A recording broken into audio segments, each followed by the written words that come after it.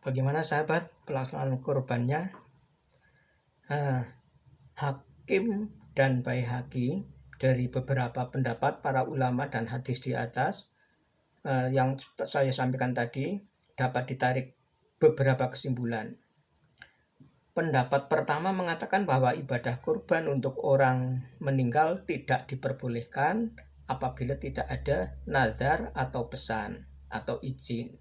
Namun jika orang yang sudah meninggal memberikan pesan untuk melakukan kurban, maka hukumnya menjadi sah.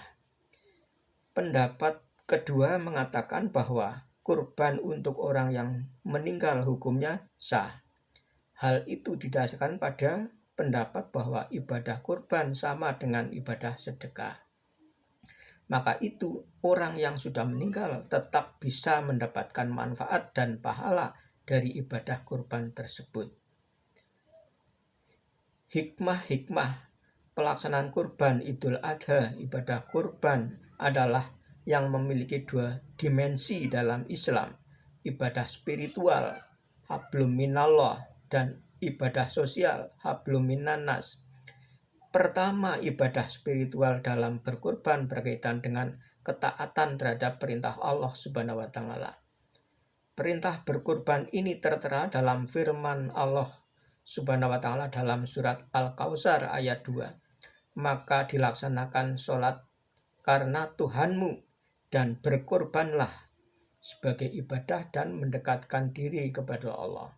Al-Kautsar 108 ayat 2. Jadi Quran surat 108 ayat 2. Kedua ibadah sosial berkaitan dengan hubungan dengan manusia. Jadi yang pertama adalah spiritual, yang kedua sosial atau hablum minannas.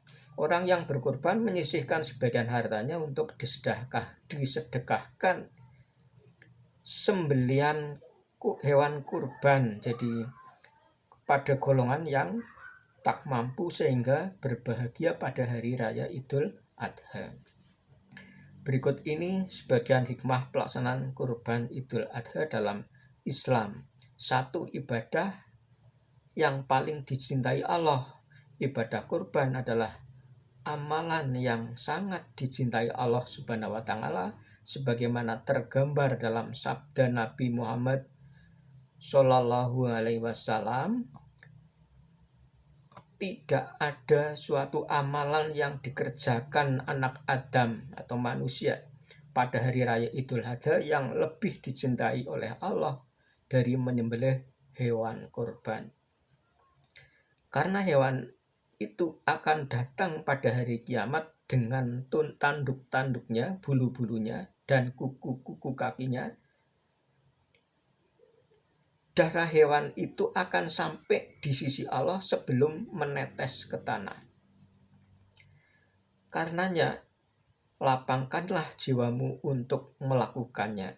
Hadis riwayat Tirmizi dan Ibnu Majah. 2. Membahagiakan orang yang tidak mampu di momen hari raya Idul Adha. Sembelihan kurban Idul Adha dan hari-hari tasyrik dibagikan kepada golongan yang tidak mampu.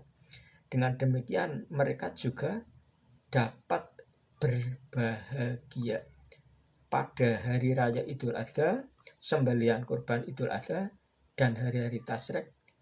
Itu akan membahagiakan mereka. Bagi orang-orang yang mampu, ibadah kurban merupakan bentuk rasa syukur atas keberlimpahan yang dianugerahkan Allah Subhanahu wa Ta'ala kepada mereka.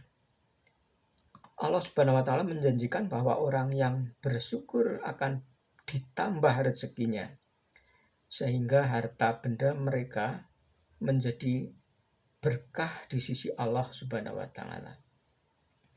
Renungan untuk melepas diri dari sifat-sifat jelek manusia, mulai dari rasa dengki, fanatik, egois, dan sebagainya. Ibadah kurban merupakan teladan dari Nabi Ibrahim alaihissalam sebagaimana yang telah tadi diuraikan di khutbah sholat Id. Dari sejarah Nabi Ibrahim diperintahkan untuk menyembelih anak kesayangannya Ismail alaihissalam. Karena ketaatannya itu, Allah kemudian mengganti Nabi Ismail dengan kambing gibas sebagai balasan atas kesalehan Nabi Ibrahim. Ketaatan Nabi Ibrahim itu kemudian diperingati sebagai ibadah kurban dalam Islam. Allah Subhanahu wa Ta'ala diperintahkan hamba-hambanya, Allah Subhanahu wa Ta'ala memerintahkan hamba-hambanya untuk berkurban, untuk melepaskan diri dari egoisme dan cinta dunia, serta merelakan sebagian harta untuk disedekahkan di jalan Allah. Begitu simbolik ya, makna kurban. Sebenarnya kurban itu merupakan hal secara maknawiah atau secara konotasi maupun denotasi ada, dan sebenarnya begitu. Jadi secara denotasi telah sampaikan secara konotasinya bahwa kurban itu merupakan tanda keikhlasan. Jadi yang paling utama adalah keikhlasannya itu. Itu saudara-saudara atau sobat sekalian, mohon maaf atas kekeliruan atau penyampaian saya yang bisa misalnya tidak jelas atau kurang dipahami. Terima kasih sekali lagi atas perhatiannya dan mohon subscribe-nya. Terima kasih.